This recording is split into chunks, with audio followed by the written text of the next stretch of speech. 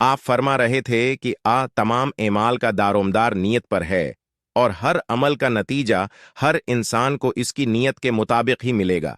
बस जिसकी हिजरत तुर्क वतन दौलत दुनिया हासिल करने के लिए हो या किसी औरत से शादी की गरज से हो, बस इसकी हिजरत उन्हीं चीजों के लिए होगी जिनके हासिल करने की नीयत से उसने हिजरत की है। एक शख्स हारिस बन हिशाम नामी ने आन हजरत से सवाल किया था कि हुजूर आप पर वही कैसे नाजिल होती है। आपने फरमाया कि वही नाजिल होते वक्त कभी मुझको घंटी की सी आवाज महसूस होती है और वही की ये कैफियत मुझ पर बहुत शाक गुजरती है।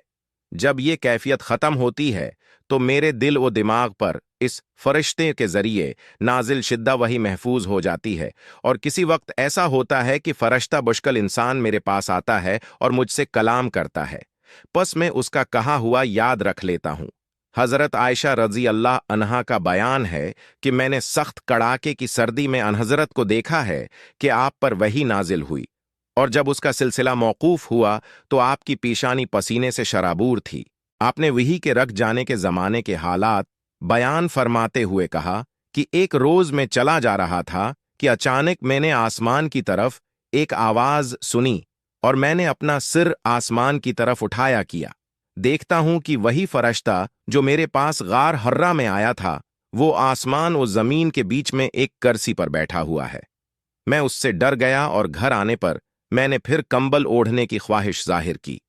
इस वक्त अल्लाह पाक की तरफ से ये आयात नाजिल हुए, ए लिहाफ ओढ़ कर लेटने वाले, उठ खड़ा हो और लोगों को अजाब अलाही से डरा और अपने रब की बड़ाई बयान कर और अपने कपड़ों को पाक साफ रख और गुंदगी से दूर रह। उसके बाद वही तेजी के साथ पे दर पे आने लगी।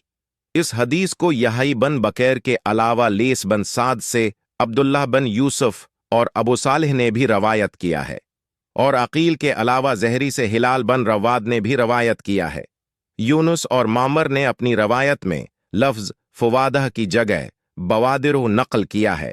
उन्होंने इब्न अब्बास रजी अल्लाह अन्हुमा से कलाम इलाही ला तहर्रक अलख की तफसीर के सिलसिला में सुना कि रसूलुल्लाह नज़ूल कुरान के वक्त बहुत सख्ती महसूस फरमाया करते थे, और उसकी अलामतों में से एक ये थी कि याद करने के लिए आप अपने होंठों को हिलाते थे। इब्न अब्बास रजी अल्लाह अन्हुमा ने कहा, मैं अपने होंठ हिलाता हूं जिस तरह आप हिलाते थे। सईद कहते हैं, मैं भी अपने होंठ हिलाता हूं जिस तरह इब्न अब्बास रजी अल्लाह अन्हुमा को मैंने हिलाते देखा। फिर उन्होंने अपने होंठ हिलाए। इब्न अब्बास रजी अल्लाह अन्हुमा ने कहा, फिर ये आयत इतरी की, ए मोहम्मद, कुरान को जल्द जल्द याद करने के लिए अपनी जबान न हिलाओ, इसका जमा कर देना और पढ़ा देना हमारा जिम्मे है। हजरत इब्न अब्बास रजी अल्लाह इन्हुमा कहते हैं, यानी कुरान आपके दिल में जमा देना और पढ़ा देना हमारे जिम्मे है। फिर जब हम पढ़ चुकें तो इस पढ़े हुए की इत्तिबा करो।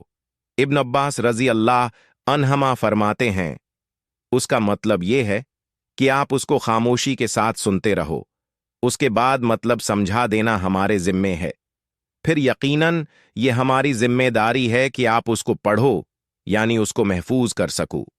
चुनांचा उसके बाद जब आपके पास हजरत जबरील अलैहिस्सलाम वही लेकर आते तो आप तौजह से सुनते, जब वो चले जाते तो रसूलुल्लाह उस वही को इसी तरह पढ़ते जिस तरह हजरत जबरील अलैहिस्सलाम ने उसे पढ़ा था।